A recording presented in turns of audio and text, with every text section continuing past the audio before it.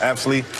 I got some wipes for you guys. Okay. Some dude wipes. Appreciate that. If you clean up the mouth. My mom told me I had a potty mouth, so dude wipes is, here sponsoring me and sponsoring all you guys. So thank y'all. Very cool. Thank you. Thank you. Appreciate it, bro. So, DeMarcus Lawrence, I all but gave you a standing ovation a year or so ago when you got paid, because you really got paid because you earned it. Right.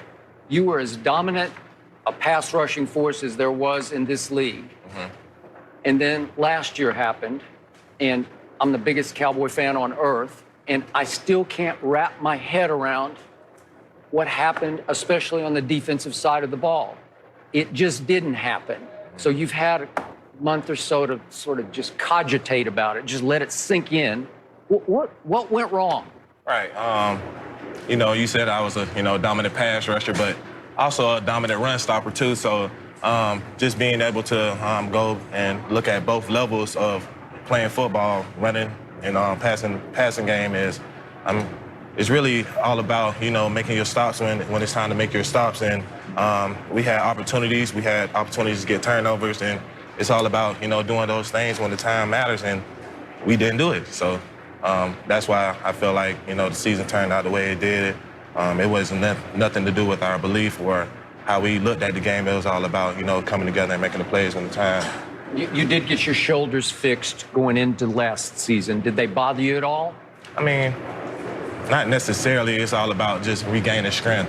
And it's hard to regain strength when you're already in the fire after a surgery. So glad I made it out the season. I'm healthy, so I can, regain my strength. So is there anything to the notion that when a bunch of guys, a bunch of stars get paid on a team, Zeke got paid, obviously, and we can go to the Jalen Smith we had him on yesterday, got paid, you got paid, that you lose a little bit of edge, a little bit of fire, a little bit of drive? No, getting paid, it can make you comfortable. And that's one thing, having Coach Marinelli taught me a lot. Being comfortable with being uncomfortable. And that's how I play my game. That's how, I try to raise my family. And that's one thing I don't think, I seen any player or, Dak Prescott even get comfortable. So it was all about just execution and timing. All I hear, everybody talks. Anytime someone does the Cowboys game and we come back, we hear the roster. This is the most talented football team. This is the most talented roster. So many different coaches would take this roster over their current roster. I feel like you guys hear that and you think you can just take the field because we got the star on our helmet and win ball games. I don't think you guys play to the level of what you should be playing to on a consistent basis. What do you say? Oh yeah, the star is a huge, factor. It's all about, being able to grow up in that process and understand that you play for one of the biggest sports organizations in the world. So all eyes are on you at all times. When you win, you get praised a lot. When you lose, you get doubted a lot. So it can work both ways. And if you don't have the mindset and the respect for the game, you can get lost into it. Well, but the thing is, and I agree with you, it's just the way it is. It's the nature of the beast. You get paid and you don't have the year that you had when you got paid, people automatically say, man, he got that money, he shut it down. All right. But if you want to look at the games, once the team have a lead, they don't have to pass the ball. Right. Or it's going to be quicker. Right. So how can you get your timing and get pressure on the quarterback when the game is 14-0 or, whatever it is? So by winning the time possession and winning, scores, you rule the game. You hear that, Skip? He said it's hard to get sacks. It's hard to get to the quarterback when you down. Like I said, you guys been down all year. Remember? You were down 31-3. You were down by 19 against Buffalo, 17 against Chicago. You were down 10 against Philly. Don't tell me, tell him. I'm telling you. I wasn't playing. He was playing. I was there. He already know. I'm talking to you. Yeah, I know exactly. I know painfully well what started happening. So I'm going to take you back a season ago to the 2018 season. And you uttered one of the all-time greatest quotes I've ever heard. I jumped out of my chair because it was for a late season. It was a late November game on Thursday night against Drew Brees, and they were rolling. Yeah. The Saints were, and they came to Jerry World. And that week, you said when you hit a you-know-what in the mouth, and they're not doing what they're regular doing, which is putting up 50 points, they start getting a little distressed. Now you got them where you want them, and then you choke their ass out. Absolutely. That's from him. That's before. I can't remember, were the Saints were they unbeaten at that point, or I don't think they lost the game. All right, so here comes Drew Brees to your house, and you're saying we're going to hit those you-know-whats in the mouth and choke their ass out, and you went out and you did it. You backed it up. I've never seen anything like it. And I got your quote inspired me to pick you that night. And everybody said they got no shot. I forget what the point spread was, but it was a lot in favor of the Saints. And it was domination. Drew Brees had maybe the worst game of his career because you and others were all over him. But then I didn't hear that from you last year or see that from you. And I don't know what the difference was, except we keep going back to, is it because you got paid, or did the team lose its edge, or did it lose its inspiration?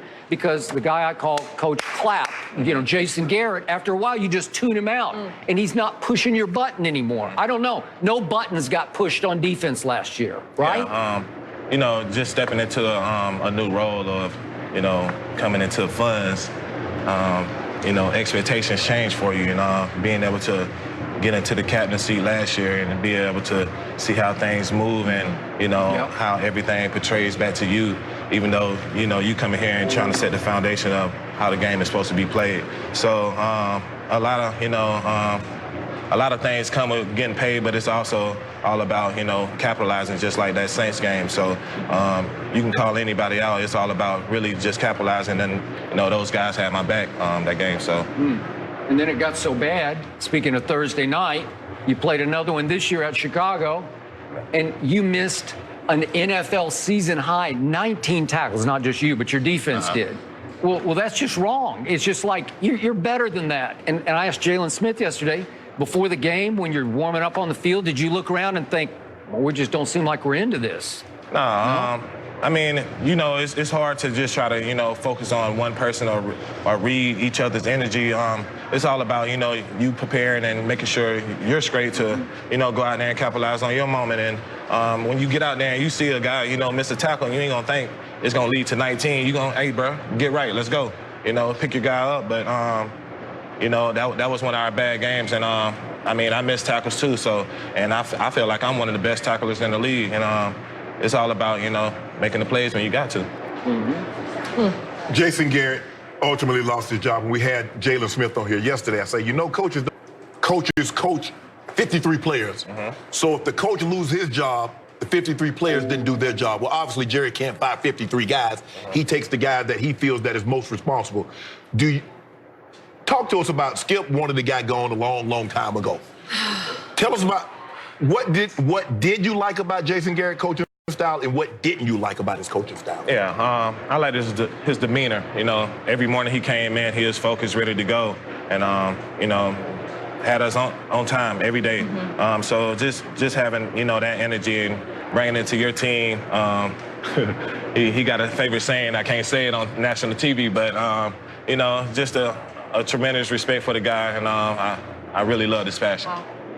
Love his passion. Wait, are you saying you're missing Jason Garrett? Or? No, I mean, he didn't say that. He said that. You gotta understand the type of verge I'm going into my career, and I respect Jerry's wishes and what's going on. But this is my first coaching change. Jason drafted me, so being able to see this transition, I got my eyes wide open and ready to go. What feeling have you gotten so far from Mike McCarthy? I didn't get to meet Mike yet, but got to meet the rest of the coaching staff. Mr. Nolan, Mike Nolan, Mr. Nolan, yes, sir. So being able to have those guys around and being able to see the type of energy they're trying to bring to the team is very exciting. Are they going to stay 3-4? Are you guys going to stay at 43, or are you going to go into a 3-4? It don't matter. We athletes, baby. Oh, you want to play? You want to play the 5-tech? Bro, I play 4-tech. I can go 3-tech. It doesn't matter. Okay, that's what I like hearing. He said, whatever it takes. Whatever it takes, baby. So You know they bump and grind at that fire tech now. Man, you know they bump and grind in that. It don't even matter. Okay. we had Xavier Woods on a couple of weeks back. We tried to push Jalen to say the same thing. Xavier Woods just went right out to the end of the limb and said, we will be in this game, meaning the Super Bowl, next year. Will you co-sign that? I mean, every time you step on the field, you want to be in this game. Only 2 teams, but like I said, I got my eyes wide open. I'm ready for the season. And when I see my coaches, we're going to get this job done. That doesn't sound real convincing to me, but Every time. Hold on. But guess what? Process. Every Monday. Don't jump the gun. Every Monday, every Tuesday, the Cowboys have the most talented roster. He writing on his paper. Jenny can attest to this. Pro Football Focus and the Dallas Cowboys. Now, they got 2 teams in the Super Bowl. Ain't nobody said all year they got the most talented roster. What's wrong with that picture? I think people came around. I think the 49ers might be at the top of that list now. Oh, they got more talent than the Cowboys? Yeah, that's why you just flipped your pick and picked the 49ers. We're not How talking many about first-round picks they got? So they better. Now, look at their defensive line. Yeah. You got one. They got what? I guess Whoa. Robert Quinn was the first round. Hold on. Look at their offensive line. How many first rounders y'all got on the offensive line? Yeah, y'all loaded up there. We deep. Yeah. So one team built it through the defensive line with first round, the other team built it with the offensive line. I'm just trying to figure, Skip. Quarterbacks. Who got a better quarterback, Skip? I think it was obvious that last Who you year. talking about, KC or San Fran?